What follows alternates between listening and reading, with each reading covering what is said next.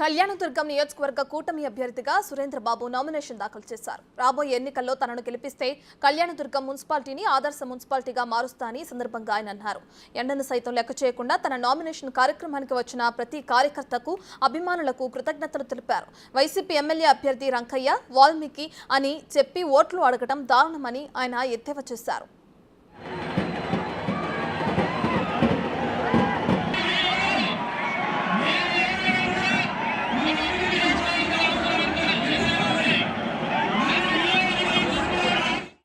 అందరికీ నమస్కారం.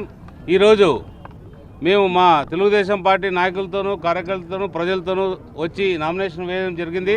ప్రజలు కూడా అపూర్వ స్వాగతం పలికారు. నామినేషన్కి ప్రజలు అత్యధికంగా తరలి వచ్చారు. ఈ నామినేషన్ కార్యక్రమానికి ఈ రకంగా రావడం అంటే ప్రజలు ఒక్కటే మనం గమనించాలి, వాళ్ళు మార్పు కోరుకుంటున్నారు.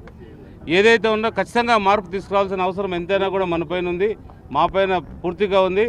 ఆ మార్పు చంద్రబాబు నాయుడు గారు ఆల్రెడీ సూపర్ 6 పథకాలు అయితేనేమి, ఇతర పథకాలు అయితేనేమి అన్నీ కూడా ప్రజలకు వివరించడం జరిగింది. అలాగే మేము కూడా ఒక మేనిఫెస్టో తయారు చేశాం. ఆ మేనిఫెస్టోలో 12 అంశాలు ఉన్నాయి. అవన్నీ కూడా ఈరోజు సాయంత్రం కానీ రేపు సాయంత్రం కానీ అన్నీ కూడా ఇవ్వడం జరుగుతుంది. ప్రజలందరికీ కూడా అందుబాటులో వచ్చేటట్టు ఆ 12 అంశాలు కూడా ఏదైతే ఉందో రాబోయే 5 ఏళ్లలో కూడా అన్నీ కూడా పూర్తి చేసి ప్రజలకు ఉపయోగపడేటట్టు ఖచ్చితంగా చేయగలిగినట్టు చెప్తాం.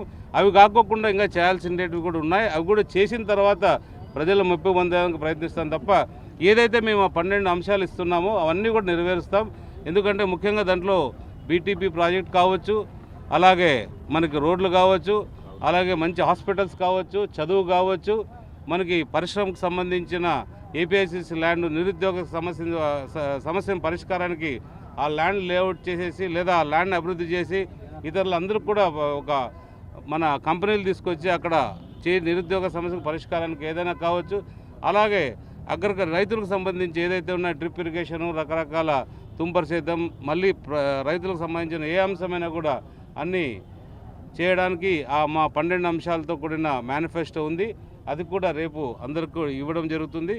అది ఆ మేనిఫెస్టో ఖచ్చితంగా ప్రజలందరూ, కళ్యాణదుర్గ ప్రాంత ప్రజలందరికీ కూడా ఉపయోగపడిన తర్వాత ప్రజలు ఖచ్చితంగా మమ్మల్ని అభిమానిస్తారు, ఆదరిస్తారు. ఎందుకంటే వాళ్ళు గడిచిన ఈ 5 ఏళ్లలో పూర్తిగా కూరుకుపోయారు. ఎందుకంటే మంత్రి గారు ఉన్నారు ఇక్కడ, మంత్రి గారు ఏం చేశారు ఎంపీ గారికి తెలియదు, ఎంపీ గారు ఏం చేశారో మంత్రి గారికి తెలియదు. ఆ రకంగా రెండుగా ఉన్నారు. ఒకరికొకరికి సమన్వయం లేకపోవడం, ఒకరికొకరు అవినీతిలో కూడా కూరుకుపోవడం జరిగింది. కాబట్టి రాబోయే కాలంలో అవినీతికి దూరంగా ఉండి మనం అన్నీ కూడా అవినీతి అనేది లేకోకుండా ఏదైతే నీతి నిజాయితీ పరిపాలన ప్రజలకు అవసరమో ఆ పరిపాలన అందిస్తామని నేను తెలియజేస్తున్నాను.